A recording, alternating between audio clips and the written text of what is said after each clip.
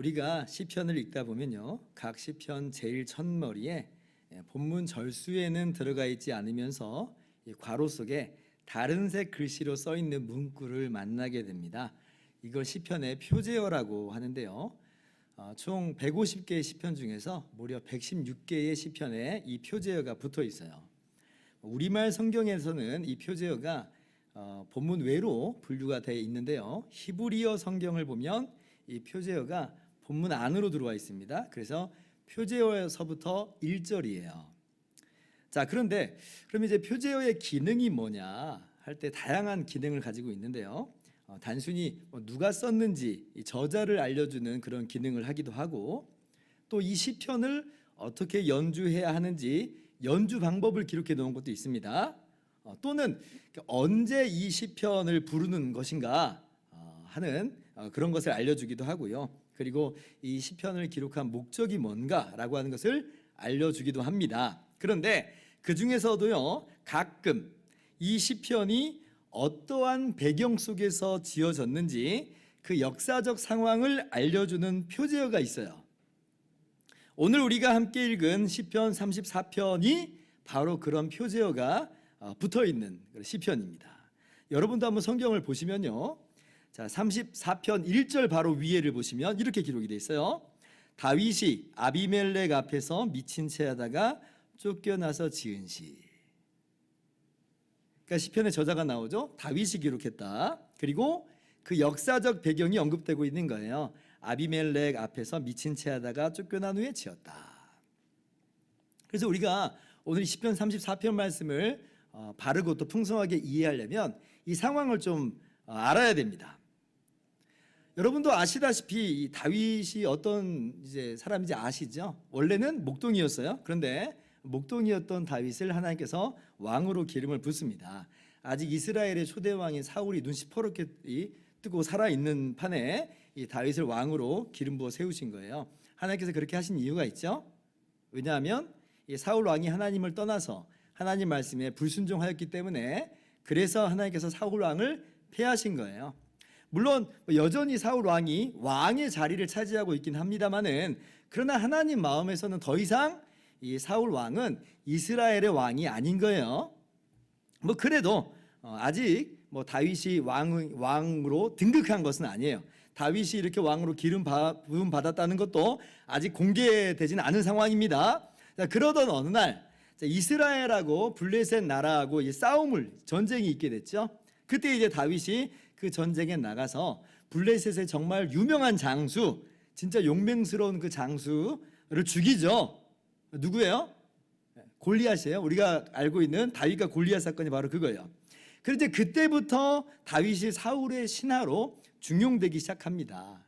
사람들의 입에서 막 다윗에 대한 칭찬이 마르질 않아요. 그만큼 다윗이 가는 곳마다 아주 지혜롭게 아주 일을 잘했거든요. 사람들은 다윗을 다 좋아해요. 그런데 여기서 위협을 느낀 사람이 하나 있었어요. 누구예요? 사울 왕이 위협을 느낍니다.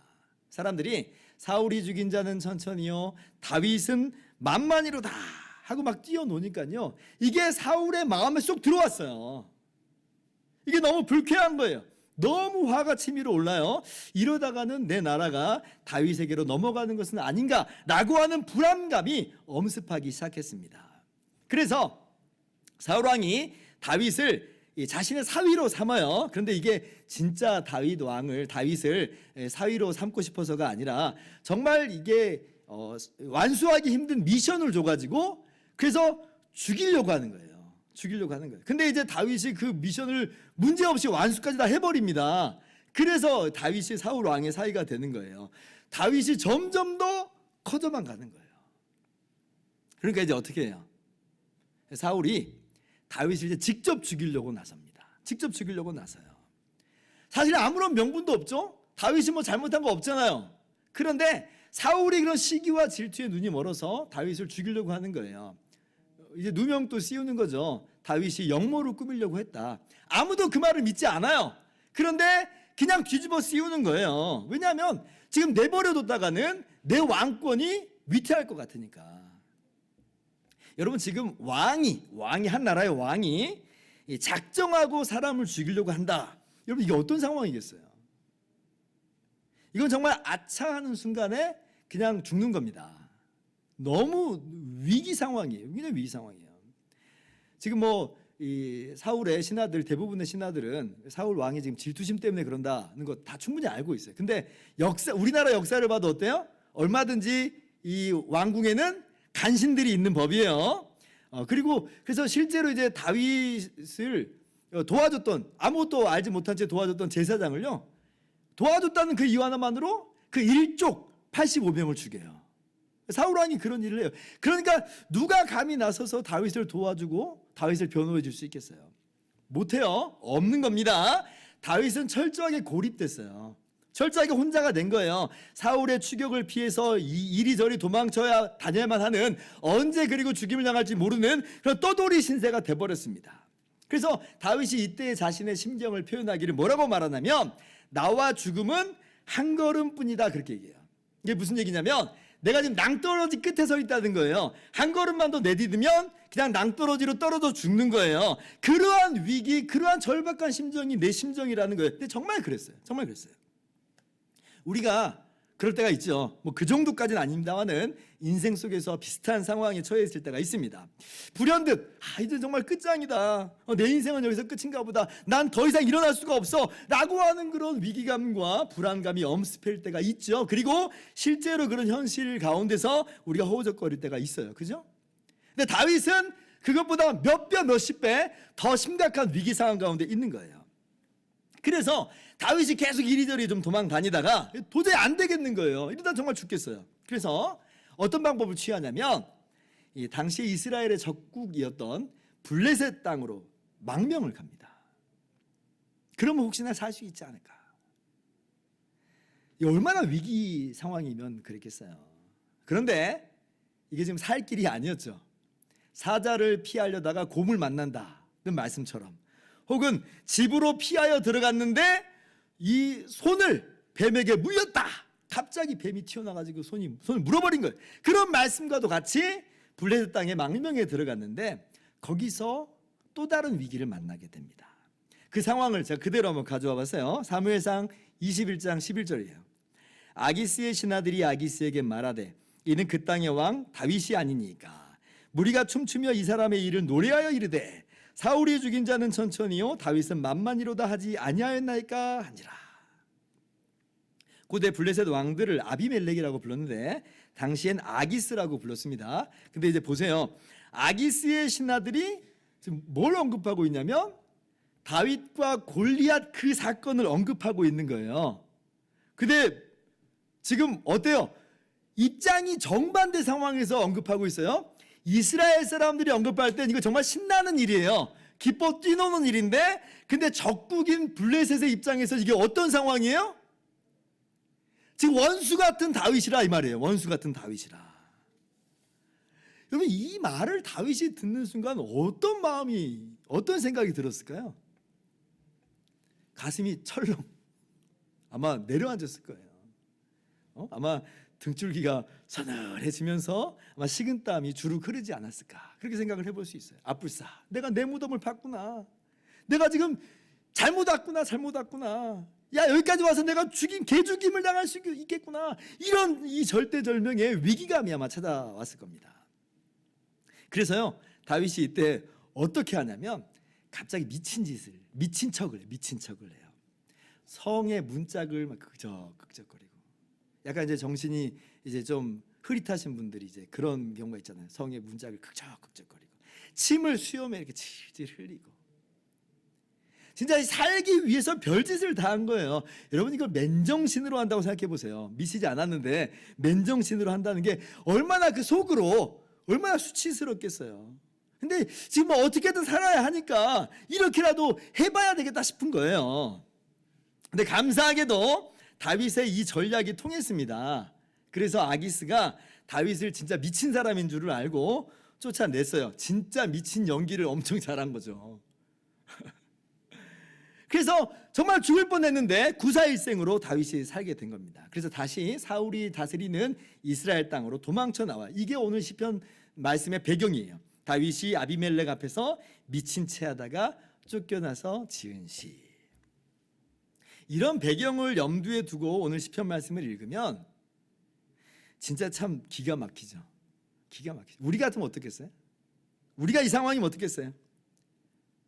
뭐 구사일생으로 산 거는 물론 감사하지만 어쩌면 이럴 수밖에 없는 내 신세를 한탄하고 내 처지를 비관하면서 하나님을 원망하거나 아니면 뭐 하다못해 하나님께 하소연이라도 하고 막 그럴 텐데, 그죠?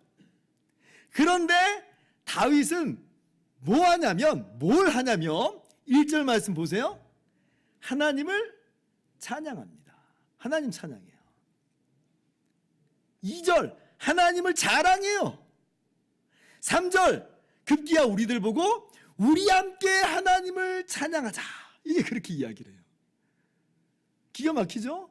하나님이 날 살려주셨다는 거예요. 하나님이 나의 기도 들으셨다는 거예요. 하나님은 정말로 선하신 하나님이시다. 그러니까 하나님을 경외하는 너희들의 기도도 들으실 것이고 하나님께서 너희도 구원해 내실 것이다 는 거예요.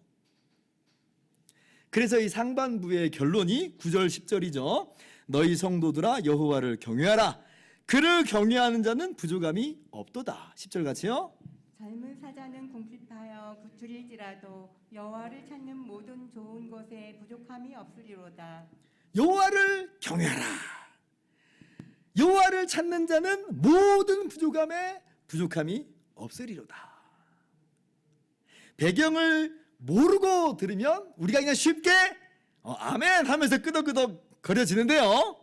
그런데 배경을 알고 들으니까 어때요? 이야, 어떻게 이 상황에서 이런 말이 나올 수 있는가? 참 놀랍죠? 놀라워요. 그런데 한편으로는 우리 마음속에 좀 갸우뚱하는 그런 마음이 좀 들기도 합니다. 왜 그러냐면 먼저는 야, 이런 식으로 구원받는 게 야, 진짜 구원다운 구원인가 하는 갸우뚱함이 좀 있어요. 우리가 구원하면 어떤 구원을 떠올려요? 진짜 화려한 구원을 떠올리잖아요. 뭐 사업이 진짜 어려웠는데 근데 갑자기 이 캄캄한 어둠 속에서 대박 아이디어가 번뜩 딱 떠오르는 거예요.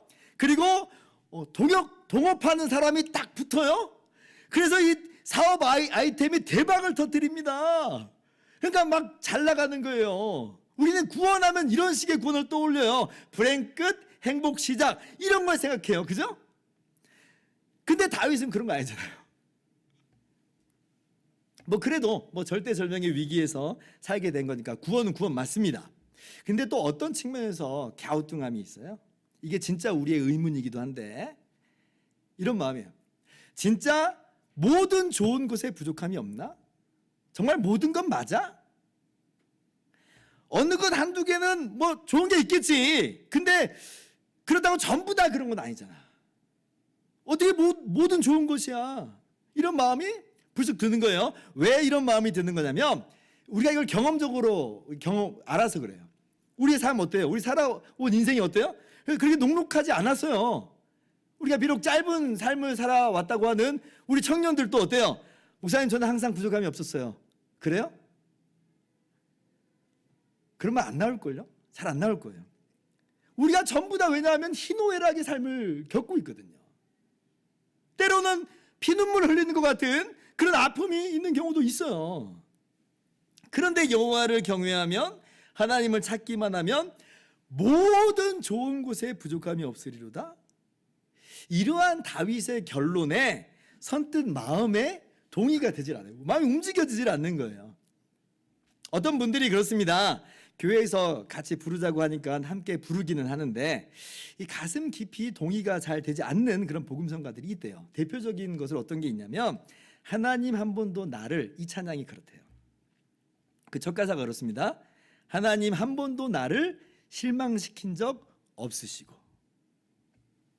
근데 여기서 탁 막히는 거예요.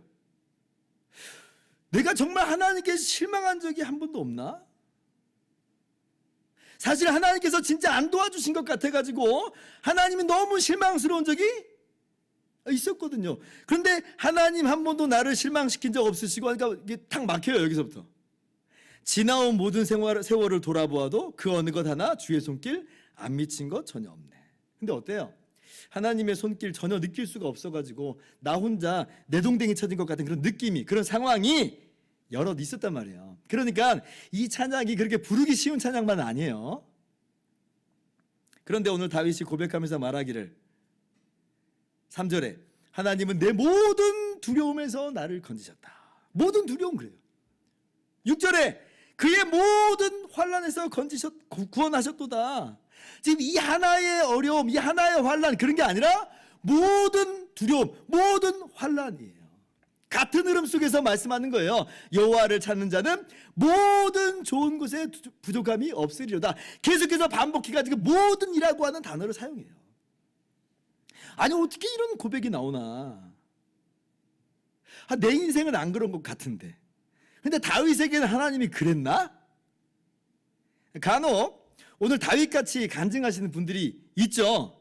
그래서 이제 그런 분들이 간증하면 야, 그분들은 진짜 하나님 막 도와주시는 것 같고 모든 좋은 것에 부족함이 없던데 근데 하나님께서 그분들만 사랑하시고 나는 별로 사랑하시지 않는 건가?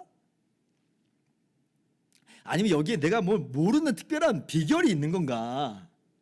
살짝 비교되는 마음이 들어가지고 좀 심란해지면서도 또 무슨 특별한 여기에 비결이 있는 건 아닌가 하는 마음으로 좀 귀를 좀 기울이게 돼요. 좀 궁금합니다. 그리고 오늘 계속 말씀 보니까 진짜 다윗이 그 비결을 공개하는 것 같아요. 11절 말씀 보세요. 자, 너희 자녀들아 와서 내 말을 들으라. 내가 여호와를 경외하는 법을 너희에게 가르치리로다. 하나님께서는 하나님을 경외하는 자를 지켜주시고 하나님을 경외하는 자는 부족함이 없고 모든 좋은 곳에 부족함이 없다 했는데 지금 하나님을 경외하는 법을 가르쳐 준다는 거예요. 그러니까 우리가 어떤 마음이 들어요? 이런 다윗의 말을 듣고 야, 하나님을 경외하기만 하면 우리도 복을 받을 수 있을 거라고 하는 기대감이 들기 시작하죠. 그죠? 모든 복을 누릴 수 있을 것만 같아요. 뭘 말하는가? 귀가 솔깃하게 됩니다. 자, 그 비결이 공개됩니다. 자, 13절 내 혀를 악에서 금하며 내 입술을 거짓말에서 금할지어다. 14절 같이요? 악을 버리고 선을 행하며 화평을 찾아 따를 것지어다. 아멘. 자, 일단 아멘이에요. 아멘 하셔야 돼요. 아멘 하셔야 돼요. 이게 여호와를 경외하는 법이라는 거예요. 여러분, 우리가 하나님을 경외한다는 것은 단순히 예배당에 나와서 예배하는 것으로만 국한시키면 안 됩니다. 물론 그걸 포함하고 있어요. 그런데 어디까지 우리가 함께 나가야 되냐면 그렇게 하나님을 사랑함으로 그렇게 하나님을 사랑하기 때문에 하나님께서 말씀하신 바 이웃에게 선한 말과 선한 행동으로 나아가는 것이 정말 여호와를 경외하는 삶이에요. 그게 여호와를 경외하는 법이에요. 그래서 예수님께서도 뭐라고 말씀하세요? 율법을 딱 두 가지로 요약해 주시잖아요. 첫째는 주 너의 하나님을 사랑하라 하신 것이요, 둘째도 그와 같으니 내 이웃을 내 몸과 같이 사랑하라 말씀하셨어요. 그래서 우리가 예배당에 나와서 하나님을 예배하고 경외하는 것으로 끝내버리면 안 돼요. 그건 절반만 간 거예요. 어디까지 가야 되냐면 우리 삶 속에서 이웃을 사랑하고 이웃에게 선을 행하는 것으로 끊임없이 구현해 내야 됩니다. 이게 정말 여호와를 경외하는 법이고 그게 성숙한 신앙인의 모습이에요. 그게 진짜 성숙한 신앙이에요. 오늘 다윗이요, 이게 비결이라는 거예요. 비결이라는 거예요. 그리고 15절 보세요. 하나님은 바로 이런 사람의 기도를 들으시고 그들을 모든 환난에서 건지신다. 17절 같이 읽습니다. 시작. 의인은 부르짖음에 여호와께서 들으시고 그들의 모든 환난에서 건지셨도다. 자, 또다시 언급되죠. 모든 환난이다. 하나님께서 모든 환난에서 건지신다는 거예요. 어떤 사람들요? 의인들을요. 여호와를 경외하는 사람들, 여호와를 경외함으로 이웃에게 선을 행하는 사람들, 그 사람들을 모든 환난에서 건지신다는 거예요. 자, 그러므로 오늘 말씀의 쉬운 결론이자 첫 번째 결론은 하나님을 경외하자. 하나님을 경외함으로 이웃에게 선을 행하자라는 겁니다. 하나님께서 그런 사람들을 모든 두려움과 모든 환난과 모든 고난에서 건져주시고 모든 좋은 것에 부족함이 없게 하실 것이다.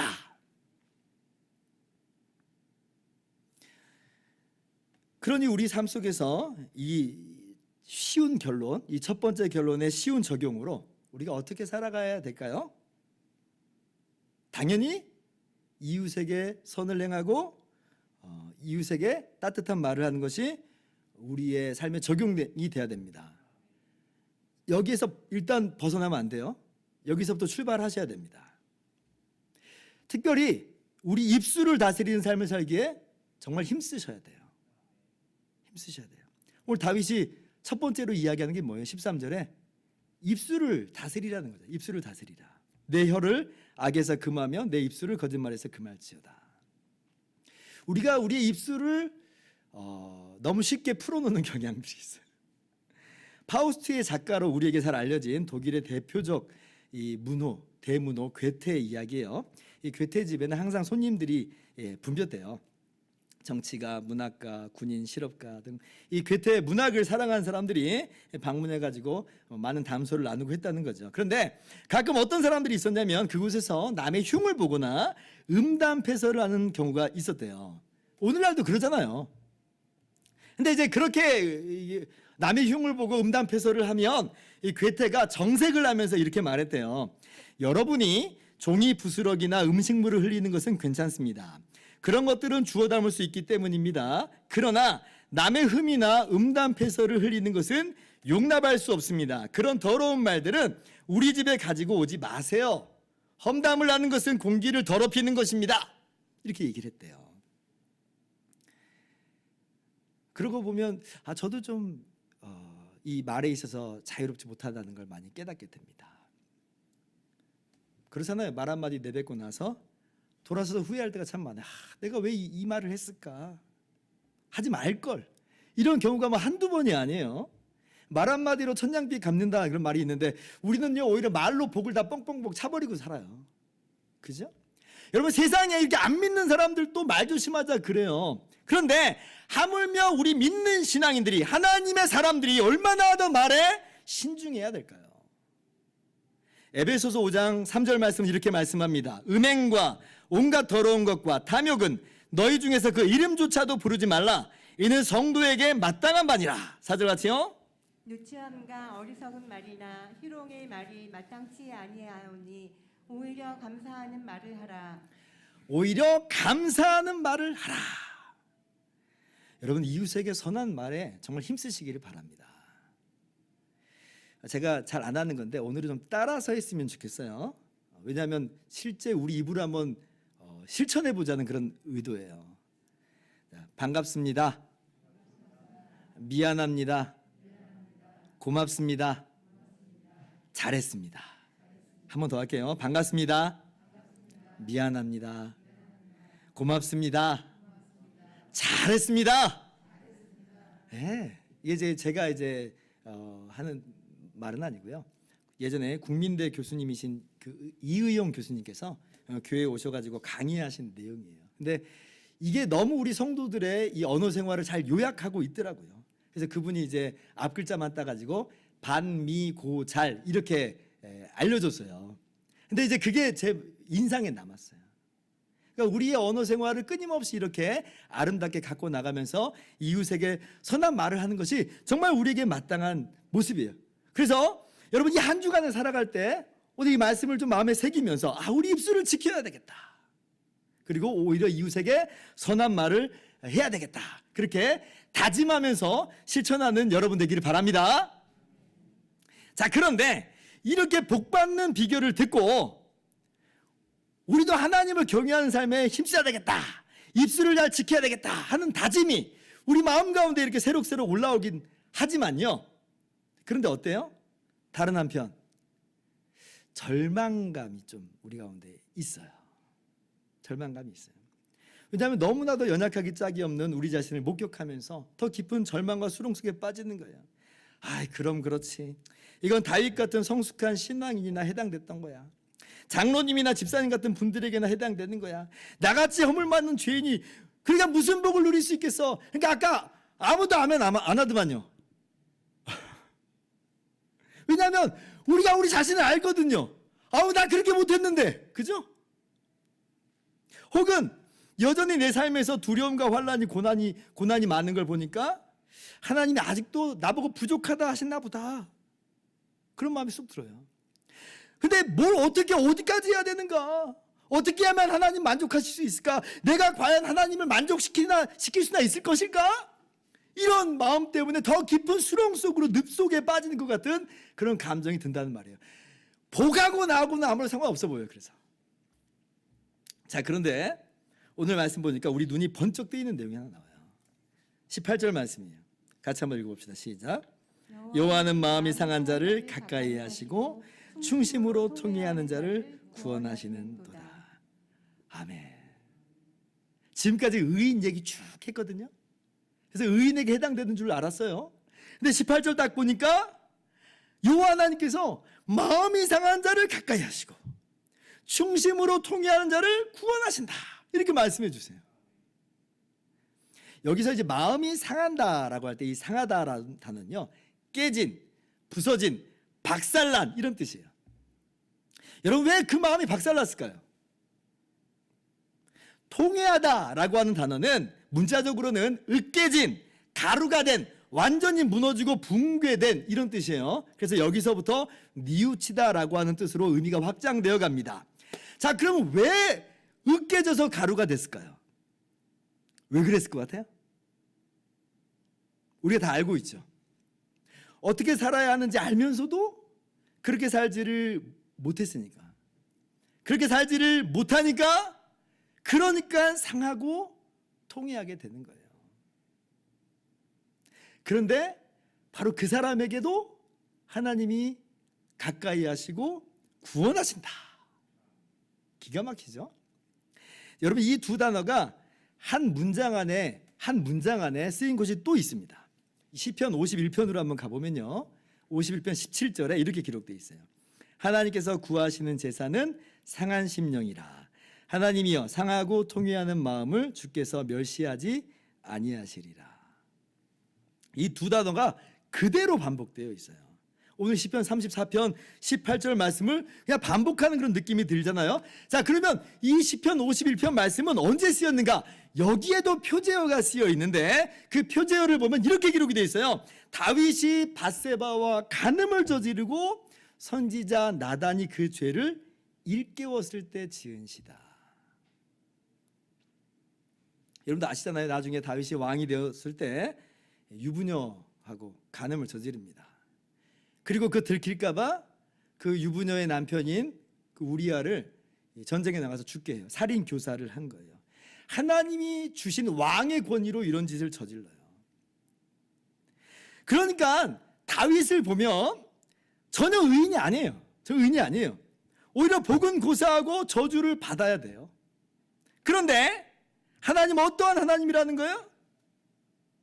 하나님께서 상한 심령, 통회하는 마음 멸시하지 않는다 그러죠. 오늘 말씀에서는 마음이 상한 자, 마음이 죄로 인해서 박살난 자를 가까이 하시고 중심으로 통회하는 자, 그 마음이 죄로 인해서 으깨져 가지고 주님 발 앞에 엎드려 회개하는 자, 하나님이 구원하신다. 지금 시편 34편에서는 지금 나중에 자기가 저지를 일을 알지 못한 상태에서 이야기하는 거예요. 그런데 이미 그때부터 다윗은 이야기하고 있어요. 하나님께서 바로 그 사람들을 가까이 하시고 구원하신다. 여러분, 이 사람이 바로 하나님께서 의롭다 하신 사람이에요. 이 사람이 의인이에요. 이게 다윗이 정말 이야기하는 바예요. 그래서 그 다음 구절 34편 19절 보세요. 의인은 고난이 많으나 여호와께서 그의 모든 고난에서 건지시누다. 다시 의인이 나오죠. 18절 이야기한 다음에 다시 19절에 의인 얘기 또 나와요. 이 말은 같은 사람이라는 거예요. 같은 사람이에요. 하나님이 야 네가 그런 죄를 저지르거든. 넌 뻔뻔하지 않아? 너는 벌 받아도 싸. 너는 고난 받아야 돼. 멸망 받아야 돼. 라고 하는 게 아니라요. 비록 고난이 많이 있지만 그 고난 속에서 망하도록 내버려 두시지 않겠다. 그 모든 고난에서 건져 주시겠다는 거예요. 정말 기가 막힌 은혜죠. 여러분 사실 그렇습니다. 우리가 성경에서 의인 딱 그러면 먼저는 그렇게 살아야 돼 이렇게 적용을 해야 돼요. 할 수 있어야 돼요. 그런데 돌아서서 우리의 삶을 보면 무엇을 보게 되냐면 전혀 의인이 아닌 나의 모습을 보게 돼요. 성경 분명히 말하죠. 의인은 없나니 하나도 없으며 모든 사람이 죄를 범하였음에 하나님의 영광에 이르지 못하더니. 여러분 누가 자신 스스로를 향해서 나는 의인이야 그렇게 이야기할 수 있겠어요?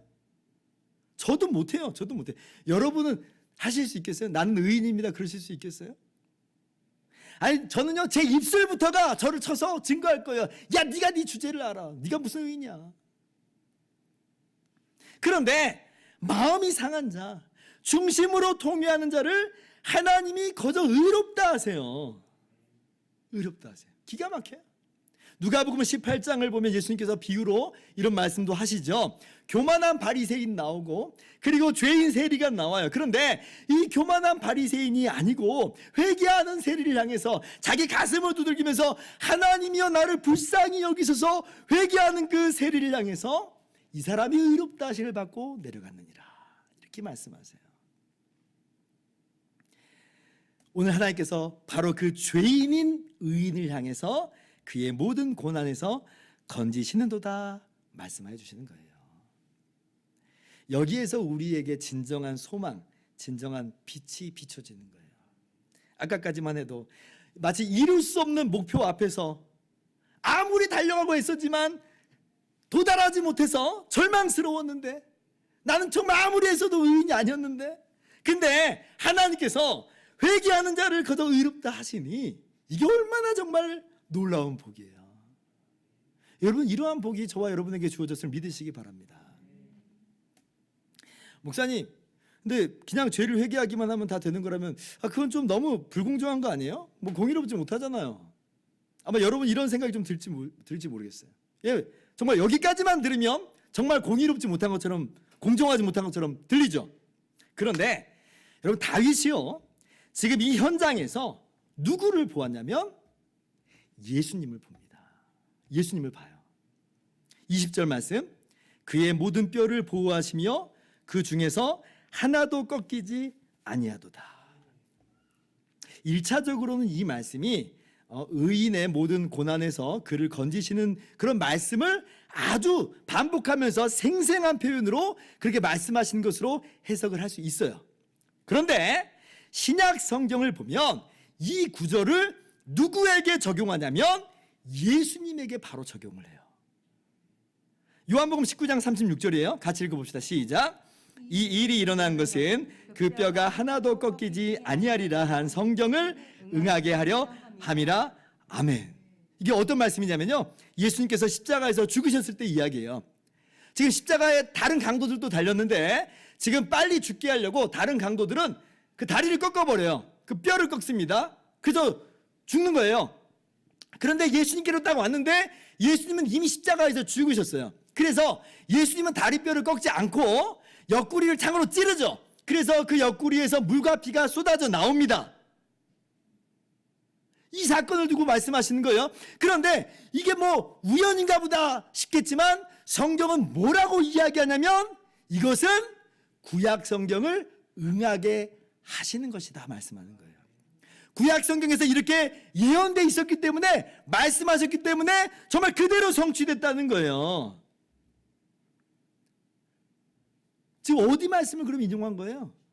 먼저는 6월절 어린 양을 잡을 때 그 뼈가 꺾이지 않는 그것을 이야기하는 것이면서 동시에 오늘 시편 34편 이 말씀을 20절 이 말씀을 지금 이야기하고 있어요. 이 말씀이 그대로 성취됐다는 거예요. 다윗이 예수님을 어느 정도까지 보았는지는 우리가 잘 모릅니다만은 그러나 오늘 본문은요 분명하게 예수님의 십자가 대속을 미리 기록하고 있는 거예요. 그래서 우리 죄가 거저 용서함을 받고 거저 의롭다함을 얻게 되는 것을 미리 어렴풋하게 보여주고 있는 거죠. 근데 우리는 이미 신약에서 보고 있으니까 명백하게 보는 거예요. 이게 무슨 내용인지를 알고 있는 거예요. 아, 이거 예수님 이야기구나. 예수님께서 우리의 모든 죄를 다 담당하신 것을 우리는 보는 거죠.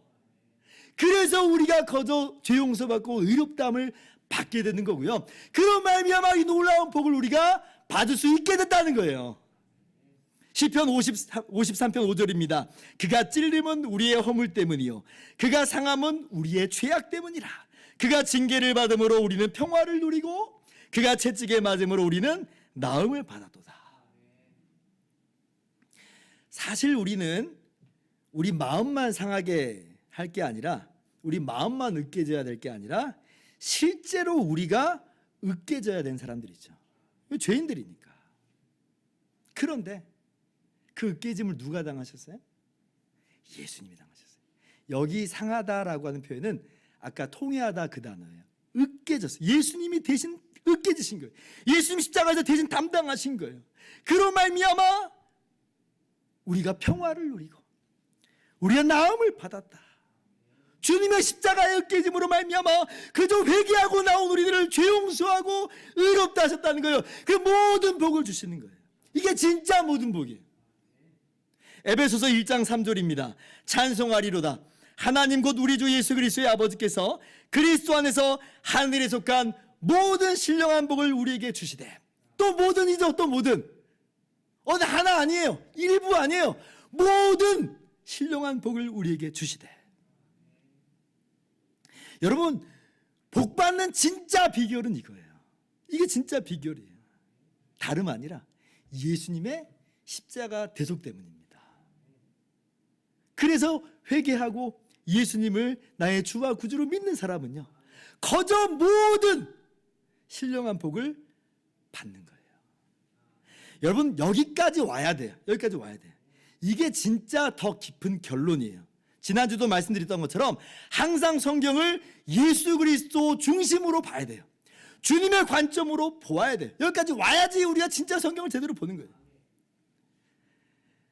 그래서 예수님을 믿고 구원받은 우리가 이 구원의 감격을 깨닫고 나서는 진짜 어떤 마음으로 고백하게 되냐면, 하나님 한 번도 나를 실망시키지 않으셨다는 고백으로 나와요. 이거는 아는 사람만 알아요. 고난이 없었다는 얘기가 아니에요. 고난이 있어요. 그러나 내게 주신 그 복이 얼마나 크고 놀라운지, 이 땅에 있는 여러 고난이 눈에 들어오질 않아요. 어렵고 힘든 마음이 될 땐 많지만 그 모든 고난을 능히 이기게 하고 올려주시는 하나님의 놀라운 복을 경험하니까 하나님 한 번도 나를 실망시키지 않으셨습니다. 그 고백이 터져 나오는 거예요. 얼마나 놀라운 복과 은총을 우리가 받았는지를 깨달았으면 좋겠습니다. 그러므로 아직까지 예수님을 믿지 않는 분이 있었다면 오늘 우리를 위해서 대신 십자가에서 달리신 우리 주 예수 그리스도를 믿음으로 말미암아 이 놀라운 복을 누리실 수 있기를 바라고, 이미 예수님을 나의 주와 구주로 믿음으로 말미암아 구원받은 여러분들은 내가 하늘에 속한 모든 신령한 복을 받았구나, 내게 이미 복받는 비결이 주어졌구나 라고 하는 것을 깨닫고 이러한 복을 누리시는 저와 여러분들 되기를 주님의 이름으로 축원합니다.